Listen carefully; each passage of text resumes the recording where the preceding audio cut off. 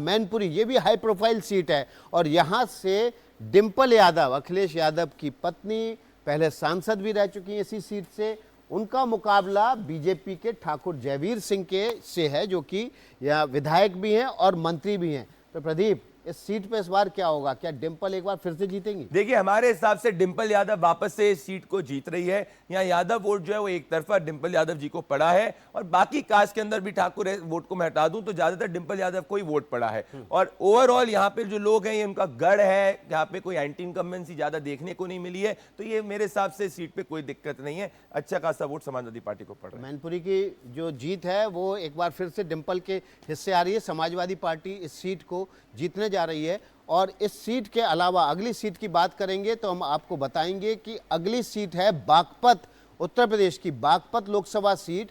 ये सीट इस बार बीजेपी के बजाय आरएलडी के खाते में गई है और आरएलडी ने यहाँ पर अमरपाल शर्मा को राजकुमार सांगवान को चुनाव मैदान में उतारा था और समाजवादी पार्टी से अमरपाल शर्मा चुनाव मैदान में थे। तो इस बार भी नतीजा जो है वो क्या लग रहा है आपको, आरएलडी के पक्ष में जाएगा?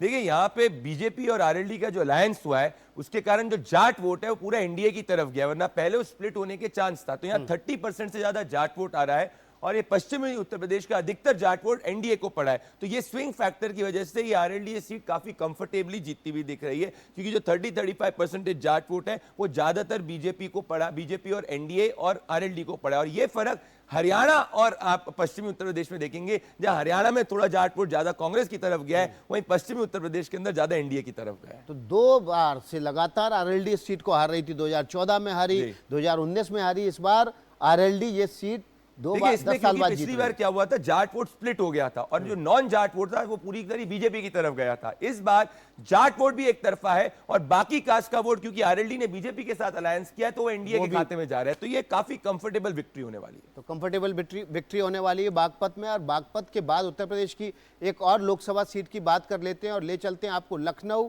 ये वो सीट है उत्तर प्रदेश की राजधानी जो परंपरागत रूप से भाजपा की, बीजेपी की सीट रही है। अटल बिहारी वाजपेयी के बाद इसको टेक ओवर किया था रक्षा मंत्री आज के राजनाथ सिंह ने।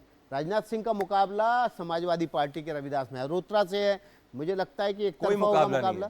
ये स्वीप है, लैंडस्लाइड विक्ट्री होने वाली है, यहाँ कोई मुकाबला नहीं है। तो यहाँ पर सिर्फ अब बात ही इस बात की है कि रिकॉर्ड कितने जीत के अंतर का बनता है। देखिए, जितना हमने पोल किया है पिछली बार से ज्यादा मार्जिन के साथ राजनाथ सिंह जी जीतते हुए दिख रहे हैं। तो पिछली बार से ज्यादा के मार्जिन से राजनाथ सिंह जीतते हुए दिखाई दे रहे हैं। नॉमिनेशन करने के बाद मुश्किल से 2 दफा राजनाथ सिंह अपने लोकसभा क्षेत्र गए, लेकिन जीत का रिकॉर्ड नया बनने जा रहा है।